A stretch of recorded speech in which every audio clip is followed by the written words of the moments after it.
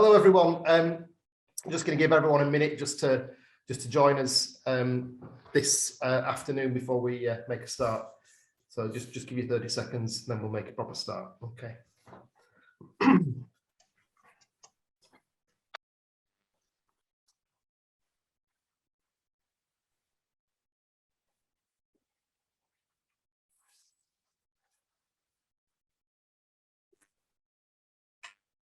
I'm going to. I've just got a few preliminary remarks to make. So rather than waste time, I think I'll do that now. And I know people are joining us as I speak, and I know a number of people were going to be joining us at 1 o'clock. So I'll just make a start. So welcome everyone. My name is Martin Hamilton. I'm director of Leeds Civic Trust, and I'm delighted to be kicking off this series of webinars covering this topic of retrofit, refurbishment and repurposing, the action gap. So we're going to be running these over the next 7 Thursdays, covering different aspects of this fascinating topic, which I think is a hot topic at the moment. I'm delighted that we've got 3 really interesting speakers today that will cover different ground, I think, and really serve as a bit of a starter for 10 as far as this topic is concerned, and then we'll drill down to particular details in the coming weeks. The way this will work is that it's a webinar, so the people on the camera are the people you will see. In fact, when someone is giving a presentation, it's probably best if we switch off our cameras and mute ourselves, just so there's one person on the screen at that point in time. If that's okay with everyone, I think that tends to work better. We'll have 3 presentations. Please feel free during the course of those presentations to feed in any comments or questions using the chat function, and then we'll try and mock those up at the end of the session before we finish by 2 o'clock. So that's what we're planning to do. But I'm going to hand over now to Claude to say a little bit more about the series, because Claude, really, it was Claude's idea to do this, and she's very much the brainchild behind this series of webinars. So Claude, you're on mute, Claude. Hi, we set up the series of webinars really to give a wider meaning first to the word retrofitting, which tends to be associated with the domestic realm, and to open up a whole conversation about older buildings and what their value is. They don't have to be heritage buildings, but they are naturally the more sustainable option in any development option. And we thought it would be nice to look at a very wide range of possibilities and revive what to me is a lost art in many ways. So it's open to everybody. We've asked our speakers to be technical if they needed to, but not too technical. So I hope it's accessible, and I hope you all enjoy it.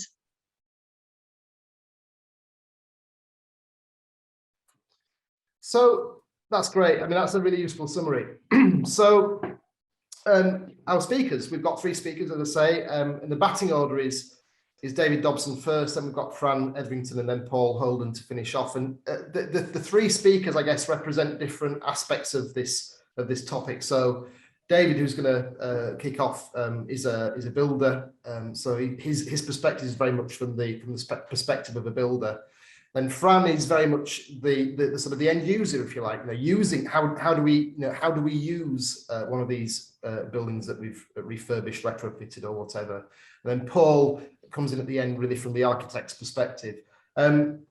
So we're going to start with David, but all 3 of them have sent through some mini CVs. But I think rather than me read that out, it probably works better if you just sort of say a couple of words at the start of your talks about who you are and what you do and your background. So I think I'll leave that to you if that's okay. But I'll kick off with David Dobson. And so David is going to talk about a number of buildings that his company have been involved in. I'm just going to share the screen now so that David can talk through these images. So I'm just going to do that now, and I will just take us back to the start. So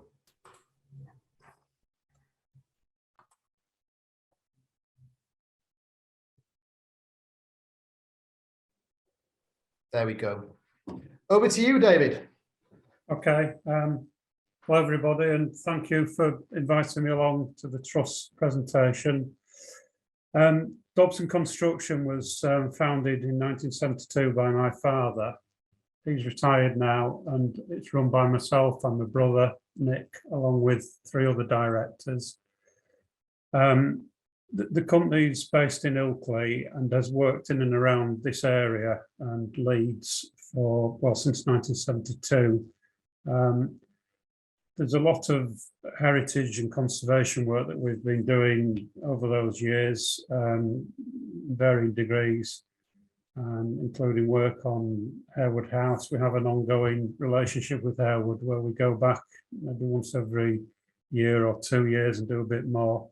The latest phase of work there was balustrading the south terrace, stone balustrading that was collapsing. There's other projects as well. There's a couple that the Trust have asked me to talk about today, which we've sort of done slides for. That first slide that you're looking at there is off our website, and the picture there is Ilkley, what was a marshalling yard for the railway, just not long before that one was taken. It's now where Tesco store is, if anybody knows that. And in that photograph, you've got the engine shed on the left there with the double doors.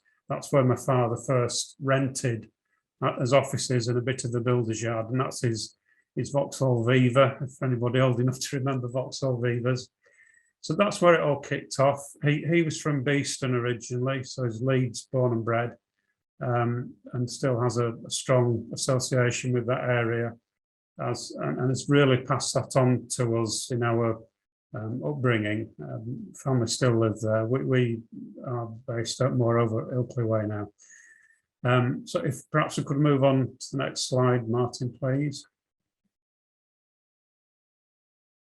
So this is All Saints Church, Ilkley. As you're coming through Ilkley from Leeds towards Skipton, at the main traffic lights in the middle, it's the old parish church on the right-hand side. Used to be the site of a Roman encampment back in those days. 2 years ago, we were asked to tender for refurbing the church. And the reason, obviously we secured the job. The reason the Trust wanted to talk about this one is because it's taken the church from its more traditional roots. It was although the building's old, 1600s, I believe, the inside of it was Victorian and with Victorian pews. The church wanted to lift the inside to make it more usable for functions other than just church services, and to make it an attraction for visitors to Oakley. So it's been not repurposed, it's still a church, but it does now have the added facilities of this new entrance doors into a porch that didn't have doors before. And then they've got the link block, the glass block to the left of the photograph on the left, and the reverse elevation of that link block is the image on the right. That links into a building which is now used for coffee mornings and play groups, etc. We put new toilets into there and new kitchen equipment, well, new kitchen and equipment. If you could move to the next slide, Martin, there's a bit more there about the church. So this is the inside of the church as refurbed. The Victorian pews have gone. There's a new stone floor in there with underfloor heating and completely new lighting and audio systems and repointing of stonework, etc. So it's taken it from quite a dark church and cold. Obviously, there was heating in there, but it wasn't particularly brilliant. It's now a much more open, inviting space for all sorts of events in addition to religious services. They use it for Ilkley Literature Festival, for instance. People giving speeches have access to it. It's also open all day for visitors to come, and there are around about the church some historical explanations as to the history of the town and the church. At the back of the church, which we don't have a shot of, there's a raised area with some Saxon crosses in it. Those Saxon crosses used to be outside the church until the late 1970s, when by coincidence or however you want to describe it, my father was involved in moving them inside the church because they were getting a bit very weathered. So if we could move on again, Martin. Just bear with me a second. I've got a bit of a freeze on the screen here. Just give me a sec.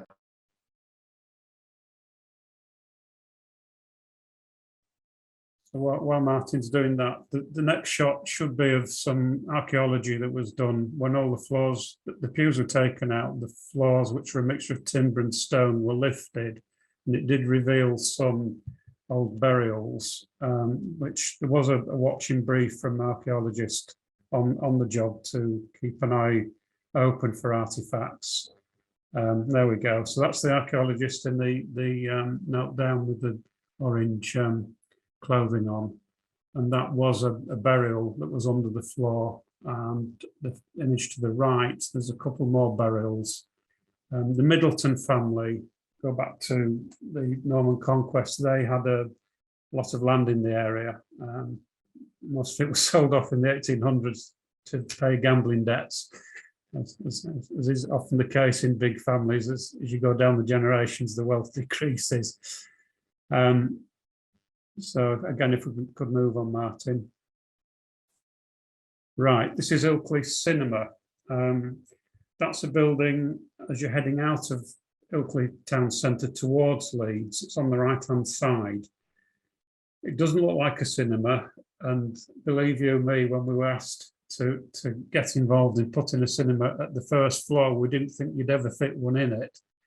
Unbelievably, there's two auditoriums up there now. The ground floor is occupied by an interior design business showroom, and the first floor, where the cinema is now, it used to be a nightclub. You'll have a tour for people that might have been around in those days. The entrance to the cinema is just as at the end of the building where it says cinema with the grey door, and you go straight up the stairs there and into a bar area, and then the auditoriums are beyond that. But it was very much like squeezing a quart into a pint pot. And whilst we were also asked to obviously allow the trading to continue downstairs, which we did successfully. Again, if you could move on, Martin, there's a little bit more on the interior. So that's after we'd stripped out the second phase, which was the second auditorium. And again, if you could move on, Martin, there's a shot of the inside of the first phase with the auditorium complete. Partially complete. On the back of the building, there was a galvanized balcony put up with a fire escape and a lift on the left there. That balcony is used for outdoor eating and dining to a degree. And the air conditioning equipment for the auditoriums is on the roof. So that's the rear elevation to the one that you saw on the first shot on the main road. So again, if we could move on.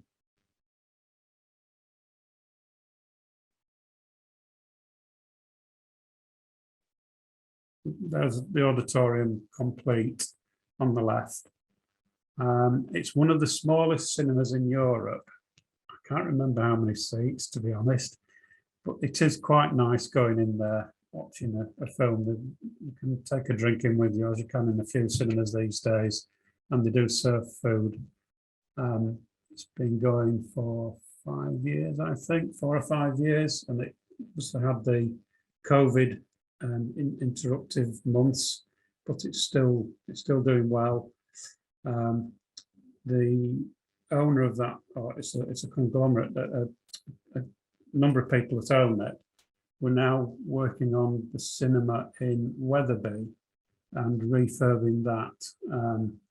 So it seems to be a winning formula. There seems to be the wish there from the public to use these facilities on a local, low-key basis rather than travelling into Leeds or Bradford. That's Oakley Cinema. I think up next we have. I just say I've been there and it is superb. I mean, it really is. It's completely unexpected, and then you go in the auditorium and it's armchairs, brilliant. It's literally like a TARDIS when you go in. You can't believe how much room there is up there. It's all credit to John, the owner that took the risk, put the money in, raised the money, put it in, and it's worked for him. So hats off to John. Can move on again. Oh, thank you. Right, Greencroft Works. This is a site off Kirk Lane in Yeadon. It's had a long ownership in the same family, the Greenwoods, since the First World War. It used to be the family had a haulage company. In fact, they even had the horse and carts, and 2 of the carts were still in this building when we took possession. Martin is familiar with it, as are other trust members, because it was subject to a long line of planning applications. Adjacent to the industrial building that you see there is what used to be the mill ponds. That obtained planning permission for 8 houses, and planning was linked to rescuing this building and converting it to light industrial units to today's requirements. The planning was very in-depth, planning permission. It had 36 conditions. It took us 12 months to discharge, some of them to be discharged before commencement, main body of them after commencement. We obtained, the building was falling down and the planning permission was due to run out May 21. We had to go in and take down a gable, the gable top right-hand corner photo. It was collapsing. That is whilst it's not a public road, it's got traffic passing it every day, and it was in a dangerous condition. So first job we had to do was take that down. And then we had to set about the rest of the building. It was in a conservation area, so the trust had a strong hand in steering planners as to what they would like to happen with it. And we managed to achieve it, but we did achieve it with the trust's assistance. The roof is pitch pine trusses. If you could put me on full screen, Martin, I'll just refer to this drawing behind this sketch behind me. If you can see that. So this is the gable end that was falling down, this area here. It had the gable stonework was a parapet arrangement like that, but the roof structure behind it had a central valley, so it's a twin pitch roof, twin ridges. And at this end, there's an old dye shop. This was a 2-story, these were single story. And supporting this roof here, you had pitch pine trusses down each side, and in the middle, the cast iron columns supporting that middle. It was very, very precarious when we got hold of it. This area here, the roof had totally collapsed due to snow loadings and rotting timbers. The whole of the back of the roof here was rotten and dangerous. So what we managed to do with the trust's assistance is get a non-material amendment agreed, whereby we could save this elevation in its entirety, and the roof trusses behind it holding it up, but we were allowed to put steel in there and flatten off the roof here, take this down completely and rebuild it to the same profile. This elevation here, you can't see it because there's a big building, 1980s warehouse here, so you don't see that, but you do see this and you do see that. That elevation there, the gable has been totally rebuilt, exactly the same as it was before we had to take it down. As I said, there's a new steel structure inside, and then this central area of roof here has been flattened off which you don't see from the ground. You only see it if you're above it. It means that the units inside have a better ceiling height. And it also means that there's future capacity there for renewables, for air source and solar if somebody wants to go that way. So it's giving that building a long-term future. Whilst it's not repurposed it was industrial before, it has totally renewed it in terms of its ability to sustain current day businesses, light industrial units. There's 9 units being formed. If you can move on to the next slide, Martin, that will help show it as it is now.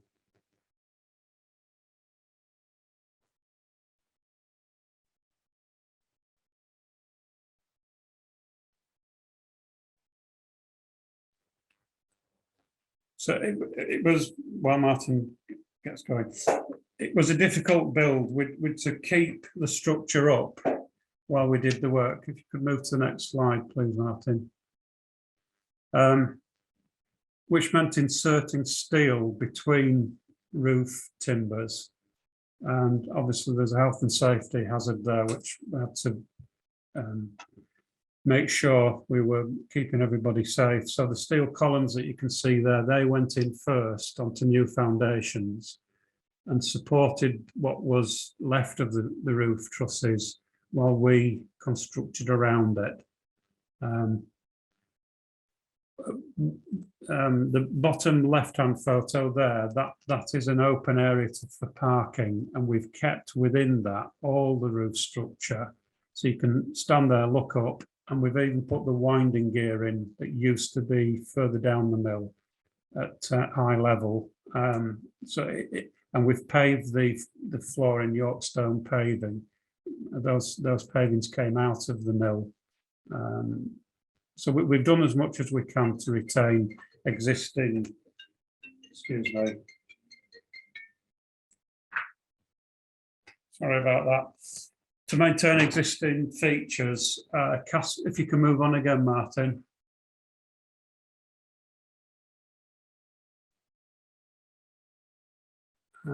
So the top right-hand shot there's a cast iron column in the middle. We've retained as many of those as we can. We've actually used some of them cut down as bollards as well. So that there's a lot of heritage features that are still within the building and they're to be seen today, and will be for until the building disappears sometime in the long way down the line. Again, you can see the steelwork there, giving it the support and the new roof structure on the back elevation that's not seen from the road. The front elevation, bottom right hand picture there, that's been retained, as I said. So if you could move on again, Martin. That's the flat roof in the middle, top left. Again, new steelwork supporting that. Bottom left is one of the units partially finished with fire lining board on the ceiling. The truss that you can see there left, they'd left it down below the ceiling level on the left hand side. That's been cut back since because it didn't look right, but we have kept the right hand side of the truss as others. And then the bottom right hand shot there, you can see the original trusses still in position in that unit. We're able to do that. And again, with the cast iron column supporting the ends, the toes of those trusses. We've also utilised the cast iron column, it's hollow. We've utilised it to run the rainwater pipes from the flat roof down through the cast iron columns and into the drainage system, which you can just about see there. You can see the rainwater pipe coming from the roof into the top of the cast iron column and down. So again, if you could move on, Martin, please. So these are some of the original features that we've retained. You've got the Yorkstone paving, which is a parking area undercover. You've got the original date stone, 1887. There's 2 of those that have been reincorporated into the new walls, or the rebuilt walls, should I say. And again, cast iron column on the bottom left shot there. The rainwater from the roof above that now runs into that column and down and into the drainage system. So we've done everything we can to keep original features. On the bottom right shot there, the 1887 date stones in the wall. Above that to the right, there's 5 black boxes. They're nesting boxes for swifts, which was part of the ecology planning. We believe the swift will probably prefer to go in behind that area where the open trusses are and nest in there, make a mess on the cars below, but nature will take its course. Next one, please, Martin. That's it as it is as of last week, with the main elevation and the new doors into it. We've rebuilt the stonework, as you can see, and the roof that we've retained with the trusses behind is in that shot.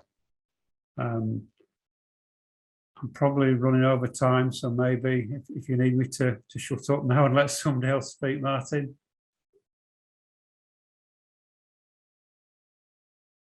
Back on. Thanks, David. That was really good. Yeah, we'll draw it to a halt there and invite Fran to share a screen. Do you want to do that, Fran? And while you enable that, I'll just ask David a quick question, which is this. I mean, you've gone through some interesting buildings there, and the work that you've done on them, you know, of a variety, you know, in terms of this topic, but you've also worked on Carvely Old Hall. You mentioned Harewood House. You mentioned the Corn Exchange in Leeds. So some very significant listed buildings, public buildings. But you also do new build. You have worked on you do work on new buildings as well. Do you have a preference? I mean, it seems you do have a preference for working on buildings that already exist. Why is that the case? Is it because of reputation? Is it because of the way things have gone over the years? Why is that? Personally, I prefer working on the older buildings. They're easier, honestly. Right. They're a challenge, but it gives you a chance to use your knowledge and the skills of the people that we employ directly. Mm. The newer buildings that we put up tend to be big private domestic houses. You sort of £1 million, 3.5 million, 4 million, 1 at 5. They're more difficult because you're dealing with the end user. It's their money. Invariably, there's a multitude of variations along the way, and it can be tricky.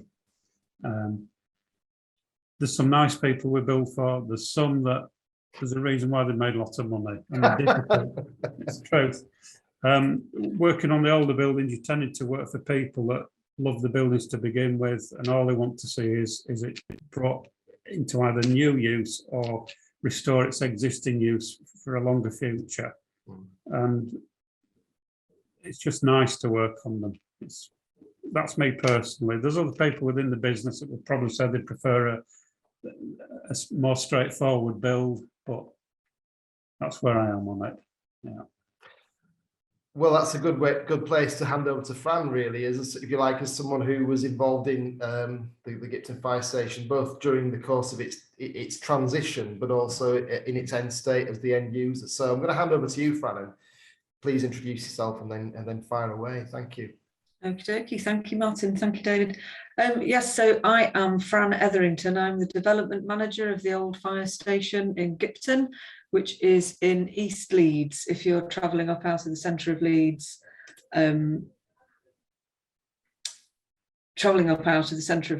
you would find it on the main A64 York Road. It's just on the left there, with a junction on the road that seems bigger than it ought to be, and that's because it used to have all of the traffic lights and things to let the fire engines out. I'm just trying to get rid of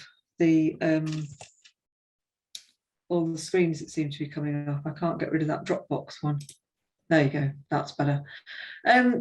So I am Fran Etherington, the development manager. I joined this project while it was still in the beginnings of the renovation of this old fire station.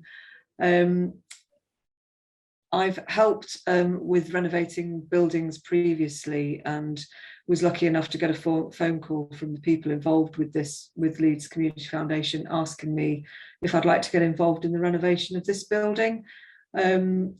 I'm not a builder or a construction company.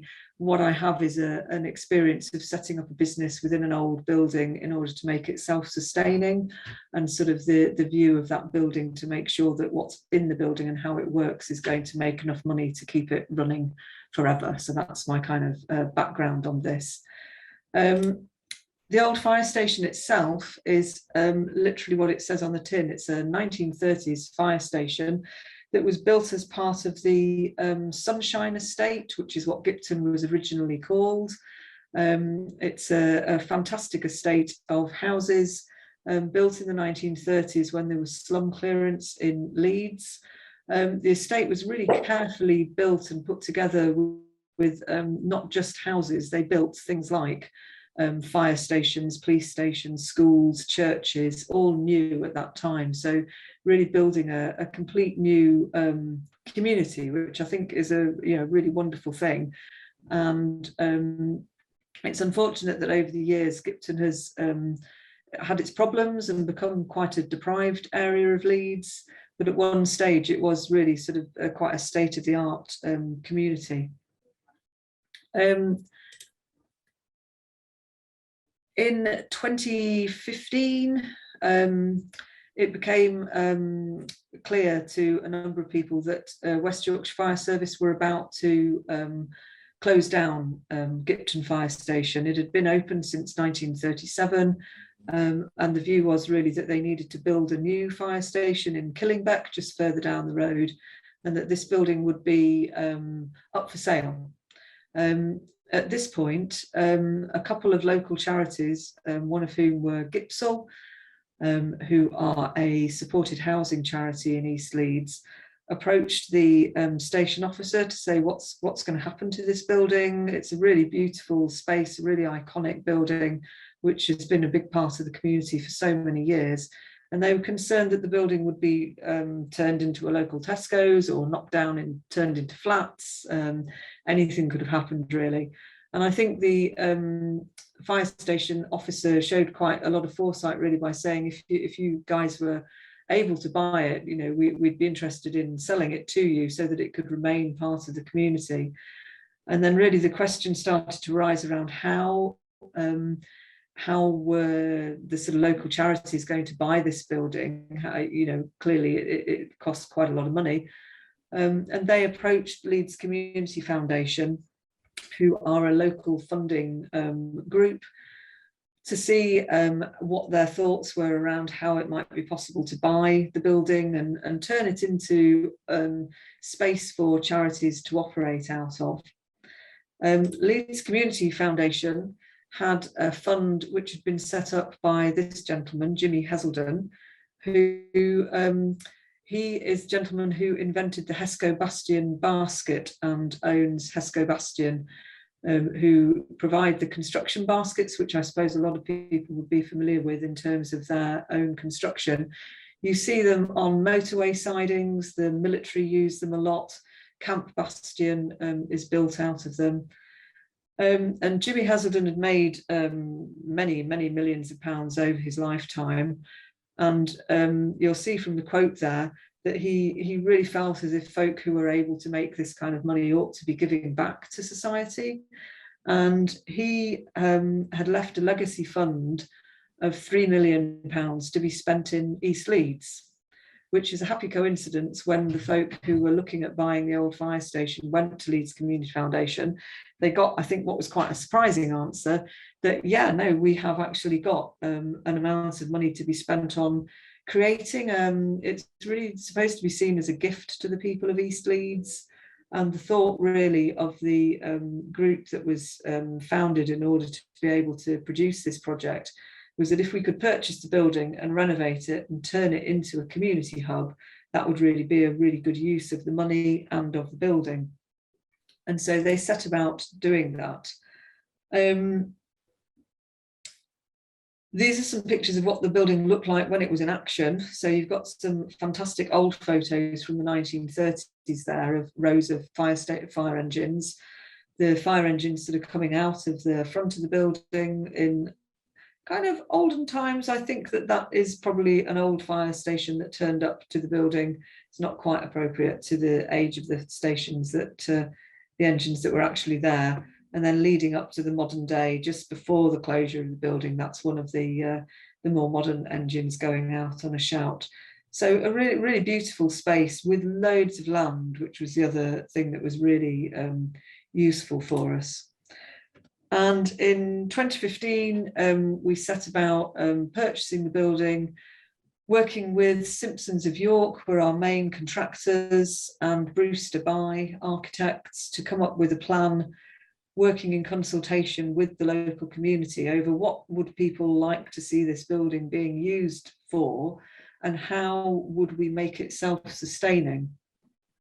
The way that we did this is the plan of the ground floor, and you can see, if you can see my cursor moving there, we've made it so that this left-hand side where the engines used to drive in and out is a cafe, which is open to the public. This side of the building, the right-hand side, is a cookery school, which runs cookery classes for all kinds of different people. The rear of the building, it used to be a sort of U-shaped building, and this space back was where the engines would drive in, sort of semi open air, just a covered area where they were washed, and then they would drive through to the spaces where they would sit waiting for the call outs to go out through the front doors there. And we covered over this area of the U shape and filled it in so that it's now a large community space for use, things like Zumba and Slimming World and big conference training days, and then a smaller boardroom meeting space. And then to the side of this and upstairs is office space for local charities. So the income that we have from renting out all of those spaces, either on long-term leases to the local charitable organisations, or through the room hire, or through the cafe and the cookery school, those incomes are what make us completely self-sustaining. And we have a group of staff who are able to facilitate the hire of those rooms and run the building. So we set about really renovating the building to be able to have those uses, but keeping as many of the original features as we can. So all the 1930s tiled areas were retained. The pieces where the fire engines used to drive in and out, we put in new doors on the front here, but retained the feel of them. So at night, there are bright red shutters that come down over these window spaces, so the look of it is still there. As I say, we filled in the open air area at the back of the building so that that would turn into a large community space. Working with Simpsons of York and Brewster By, they really understood the vision of what we were trying to do and how the building would be used in the future. And so a little bit, as David was saying, we retained as many of those original features as we could, so that you had a building that was really functional for the community, but also a really exciting space to be in, because it still feels like a fire station. And we've still got so many of those original features. Upstairs is a slightly more bland space, but very functional again, really there for the organisations to have really useful office space, which the organisations that came in with us right from the very beginning were able to design those spaces so it suited the needs of the office users that they had. We put in features like fire bucket lights, just to give a little bit of quirky fun and interest. We bought up furniture from other places on eBay, wherever we could, so that we were saving funds rather than buying everything new. The idea really was to make it a really beautiful looking space, so that the people of East Leeds would feel as if they'd been given a gift, and that it was really a community centre that doesn't have a community centre feel. It really feels like a really special place to be. We retained the parquet flooring from the station manager's office. used some of it to build a quite quirky and unusual reception desk, which may not be the most practical desks to use, but it certainly looks fantastic and is quite a talking point for everybody. So again, you're just using everything that we could to retain the feel of the building. You'll see we've got the original fireman's poles there, which run down. All the original tiling is still there, the original stairwell. But putting in new things like really sort of nice smart toilets with the branding colours of red and grey, obviously fire engine red, and then a nice complementary grey going throughout the building. Original staircases, this amazing travertine flooring, which dates back to the 1930s and is just so practical and wonderful to use.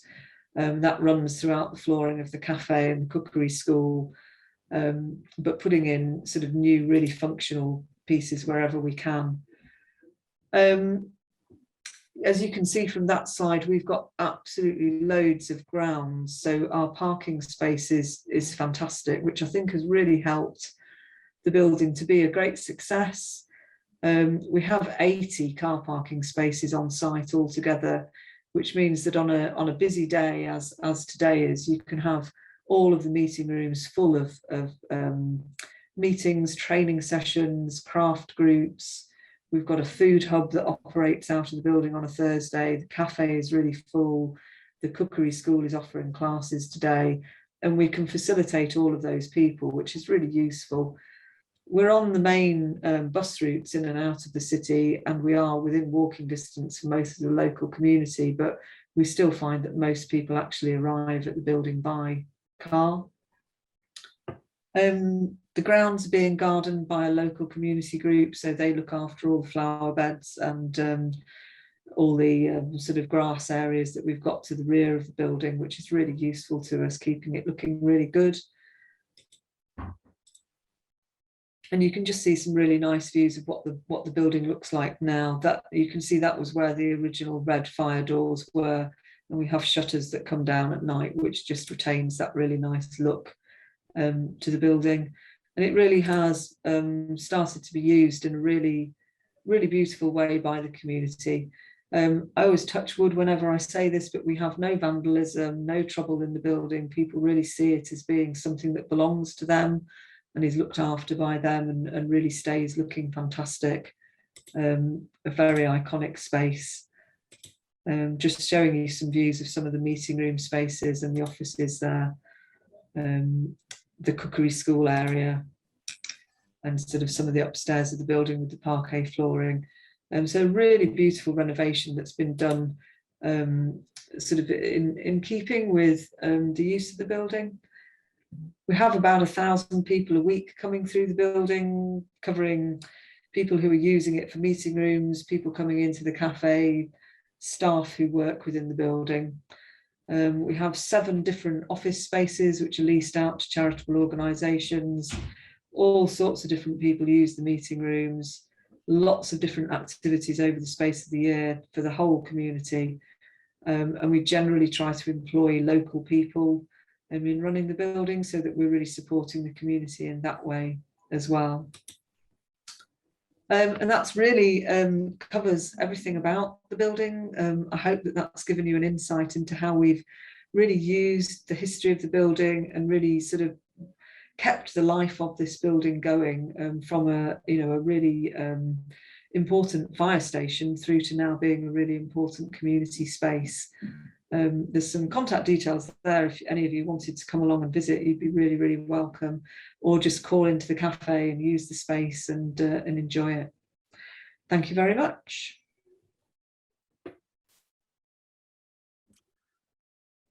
Thank you, Fran. That was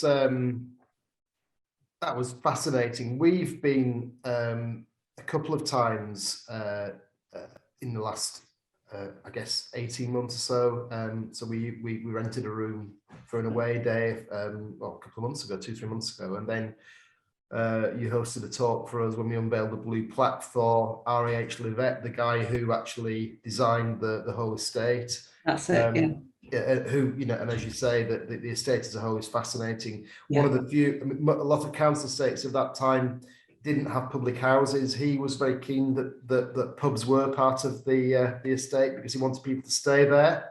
Didn't want them to disappear off into the city centre, and he wanted to create communities. And I think the fire station, he would be surprised, actually, I suspect, but also rather pleased that this had become a community facility.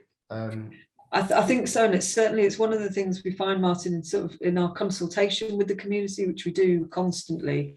People want things in Gipton. They don't want to go into Leeds city centre. They want something that's really local to them and belongs to them.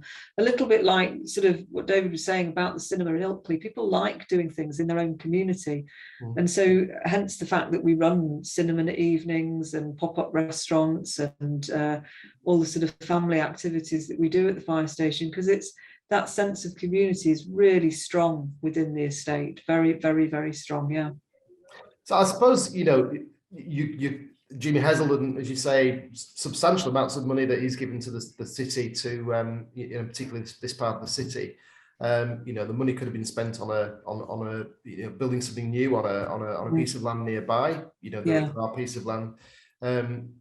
But why do you think this was a better way of using that money? Why do you think, because a fire station is an odd building. You've got the pole, which obviously is a feature, but it's not something that you can use anymore. It's certainly not something you can use. A particular configuration which obviously you're having to adapt. So why do you think this was a better way forward? I think that the main thing is to do with just the affection that was in the community for this building. Gave us a head start, if you like, on how the building has been used. That it's very important, I think, in situations like this, that sort of charitable organisations and groups that are coming in to support a community are not seen as sort of airlifting in and coming and doing things to a community, that they're embedded and part of the community. And I think being in this building really gave us a head start and an advantage that is still there now, that people love this space. You get, old guys coming in saying, oh, I can remember the fireman sticking a sticky plaster on my knee when I was a kid. And, they used to do Christmas parties for kids and all sorts of things. It was held in such great affection. And I think that had we have come in and, built on a piece of land, some sort of new, really shiny state-of-the-art thing, I'm not sure that people would have felt like that about it. I think they would have felt as if something had been sort of helicoptered in and been imposed. Whereas people just love coming into this space. So we have people who come in who are not accessing any of the activities or services in the building. They come in because they love it. They come in because they want to show people all the memorabilia that we've got in the cafe. We have this fantastic group of ex-firefighters who meet and curate gifts that we get given of old fire station stuff, which people love, which means we've got a sort of museum element going on in the building as well. And I think all of that has given us a real head start, if you like, on getting into the community, definitely. Yeah. Linda Kitchings commented on that, she's been several times, and she says that there are lots of really interesting heritage features in the building that people look at. So yeah, if I would definitely, anyone listening in, I would definitely recommend a visit, have a coffee, and look at the building. Definitely. So I'm going to move on, because we are sort of pushed for time a little bit. So the final speaker is Paul Holden. Paul, you can introduce yourself and share your slides, and away you go. Thank you. Okay, fantastic. Well, just hopefully everybody can see my screen now, hopefully. Yeah. Okay, so can everybody see the full screen now? Okay, so my name is Paul Holden. I'm a director at Peak Architects. We're a relatively new architectural practice, starting off in the Hope Valley in the Peak District, hence the name. But now have our main office in Sheffield. We're obviously architectural interior designers, not design, and urban designers. But we principally work in the city region, North Yorkshire, the Midlands, Hull, over to Liverpool, and generally work on projects from 250,000 up to 40 million plus. So quite a range of projects. We work across a variety of business sectors, from hotel work, residential, senior living, and yeah, quite broad brush. In terms of, I'll go through these quite quickly. In terms of Paul, sorry, I'm going to interrupt you. I can only see a small screen because it's not on full screen. right, okay. The slides on the PowerPoint. It's just for being able to see the pictures better. Yeah, no, of course. I'm not quite sure what's happening there then. No, I'm going to stop sharing and see. Am I the only one who's got that problem there? Fran, you've got the same problem. Okay, right. I'll see if I can share the screen again. So what I'll do. So just. So,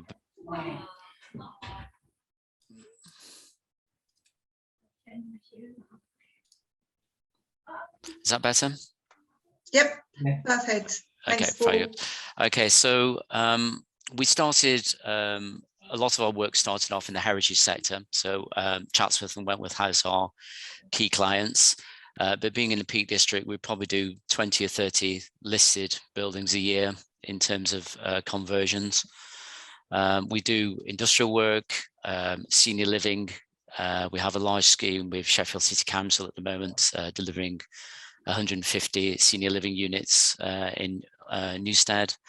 And we also do residential, which ranges from very bespoke one-off extensions and new build houses to quite large residential schemes.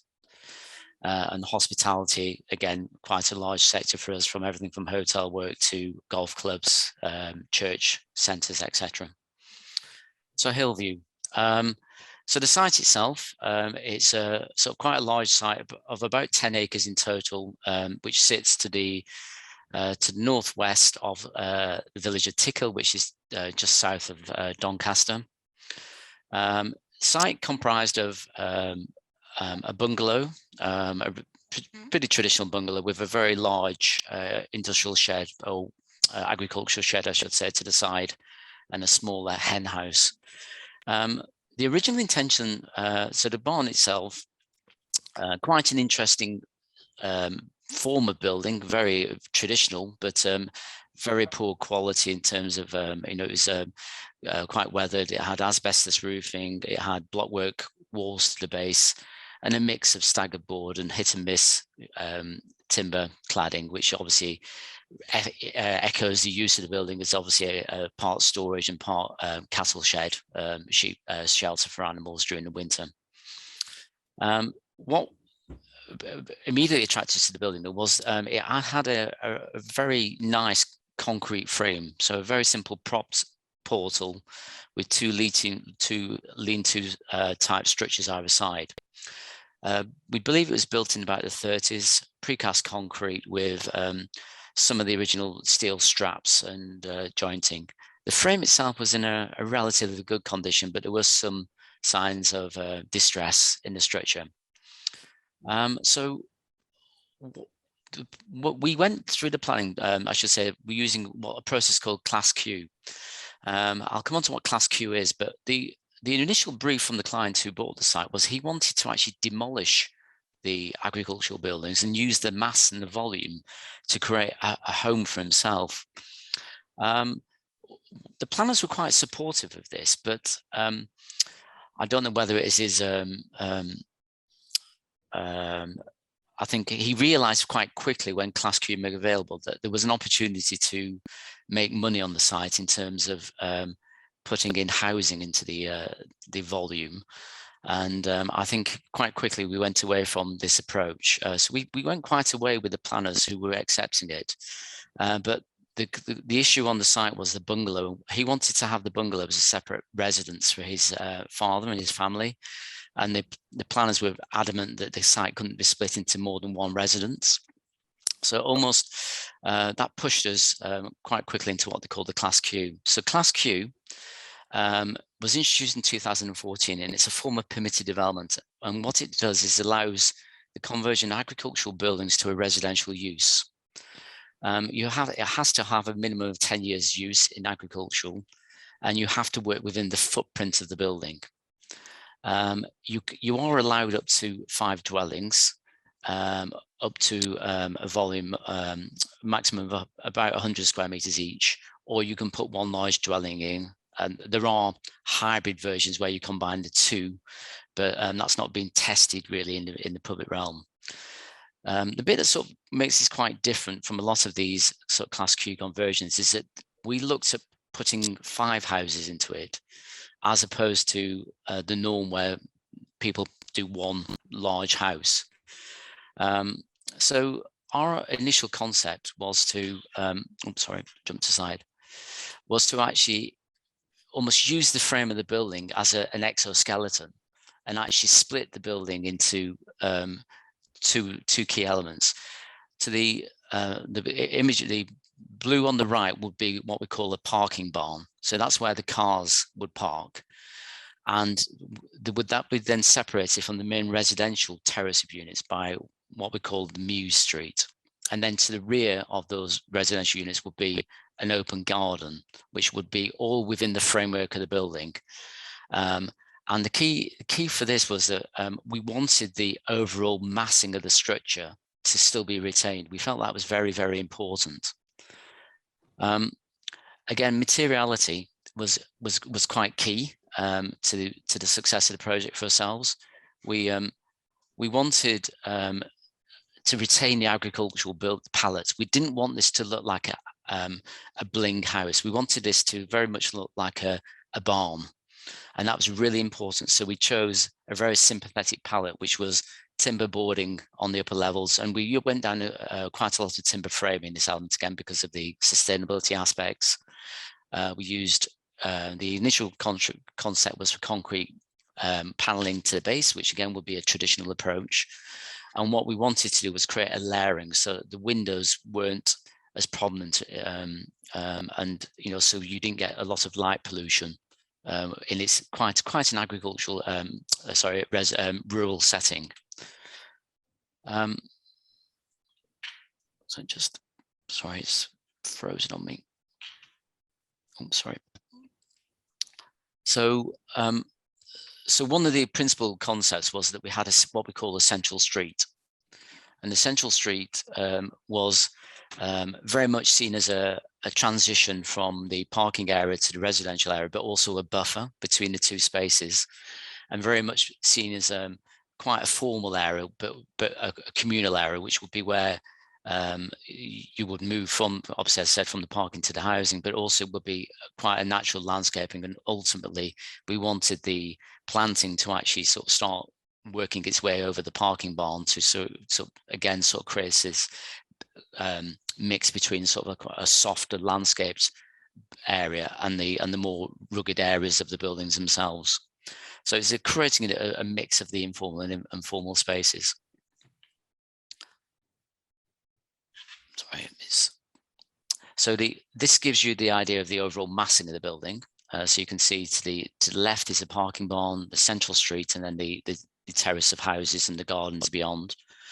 The gardens beyond, we had retaining walls to rear. So the idea, what we wanted it to do is sit within the landscaping. So we didn't want anything to be greater than what you currently saw, and we wanted the overall form to be very distinct and very strong as a concept. So coming on to next slide, the building itself. So the process we went through was to create a series of 5 units in a terrace. We submitted the Class Q submission in August 2018 and got planning approval in February 2019. The original concept was that these would be 5 3-bedroom houses, but through the developer optimization, they became 5 4-bedroom houses, so 2 smaller bedrooms. And this is sort of so this was the original concept: 2 stories, a separate lounge and open plan kitchen diner to the rear, and then 3 bedrooms up on the first floor. We were appointed to do stage 3+ drawings, so it's a sort of an enhanced building regulation set of drawings. And the project was let under what we call a design and build contract. So just very simple layout drawings, just showing how it developed. Construction, we worked, we in essence couldn't use any of the existing fabric because of its condition. And what we did is we worked with the frame and used the frame to hang the first floor and support the roof, etc. In essence, it was almost like a freestanding element, except at roof level, where we integrated into the structure. So we should have said on the date. So it started 2019. Completion was August 2021. So a very long construction process, but that was we had a 9-month delay because of COVID, which obviously didn't help. And things were, in terms of material deliverability and supply chain, was very difficult to achieve. So the final building itself. So what's the overall massing, as I said, what we wanted to do is we wanted the overall massing of the building to be retained. We didn't want it to feel different than it was in terms of its overall form. And that was very much helped by exposing the concrete frame and really using this to create quite a dramatic feature within the building itself. The materiality. So again, we really emphasized, we had this layering and this timber, which again was really important to us. And we wanted to mimic the traditional materiality you would get in a building of this type. We also had what was originally the concrete panels became rendered panels just because of value engineering. But as you can see by these pictures, the frame was exposed, it was repaired where possible, and obviously we introduced some form of solar shading. And again, these were just very simple struts across there. Again, we want it to be quite raw. The timber's rough sawn timber. It's not smooth and machine finished. It's quite a rough timber. And again, that was very much to echo the feel of the space. What was also important to us was that the building revealed itself as you approached it. We didn't want literally to look across and see 5 houses. We wanted you to look across and be a bit confused about what it is and see it as an agricultural building. So the original idea was that we had some sliding shutter doors, which would be part of the entrance, and again echo the use of the previous building. And as you approach it, the building, so this is approaching the entrance to one of the parking barns. You can't start seeing glimpses through of the facade as it reveals itself. And as you also go through, you start getting the texture and the layering that was again quite important to us. And as you went to, you then start getting the dramatic effect of the entrance and the way the paving splays and out in different directions to the entrances. So the central street, what we're most pleased about, I think this is the principal feature of the building for us and the most successful. As you can see on the image on the left, this was a planning concept image, and the image on the right, we're very pleased that the two are quite similar in nature. And the principle and the concepts have been retained by the contractor and the client. Again, so the central street, as I said, was a really strong feature for us. And as you can see, the planting, this is literally about 2 months after the planting being put in, but we have climbers we're going to hope start climbing up the concrete frame and around the parking barn and start really sort of softening this area and creating a very natural looking area. And again, you get the depth of textures and materiality that goes into that. So these are just a series of images as we go through. I've gone through that extremely quickly, and hopefully not too quickly that we didn't pick up everyone picks up the messages. In terms of sustainability, we have, these are obviously fabric first, so we have high levels of insulation that exceed the building regulations, triple glazing throughout. We have air source units to the rear with a localized MVHR. And whilst we don't have PV arrays on the roof, there is the infrastructure there to allow a plug and play type approach. And that's it. Thank you very much. So that's Paul Holden, and thank you very much for your time. Thanks, Paul. That was fascinating. Yeah, I mean, it's so interesting to see what you can do. When you're constrained, actually, that can actually increase the imagination. I think that's a clumsy way of putting it, but you know what I mean. I mean, I was going to say, if you had a blank canvas, do you think you would have come up with something like that? No, and I think not at all. And I think this is sort of something that what this does is this, I think, is something that we need to look at more, because this allows much needed housing, family housing in residential areas where there are constraints within the green belt. And we have a great stock of fantastic agricultural buildings which are not used. And actually, I think the enhance, keeping the ethos of the building and not putting a white render box, which tends to be the theme by a lot of architects nowadays, and using the agricultural heritage, I think is a real, I think a good way forward, and something that needs to be embraced to meet our housing demands. So yes, absolutely. I mean, someone's saying that I think what we've seen across these three presentations is how older buildings are often, are very adaptable, and actually, is that something that you can say to the same extent for some of the newer buildings? We see a lot of planning applications, of course, for new buildings here at the Trust, and you do wonder if their adaptability is as good. Possibly isn't. But if anyone's interested, I think one of these is for sale at the moment on Rightmove. Yeah. That's right. Yeah, I think the interiors are probably a slight disappointment for ourselves in that it is a developer-led interior approach. But I am pleased that the developer and the contractor have really tried to, within reason, keep to the ethos of what we wanted, and and I think they should be commended for that, actually, to be fair, because I think they've done a very good job.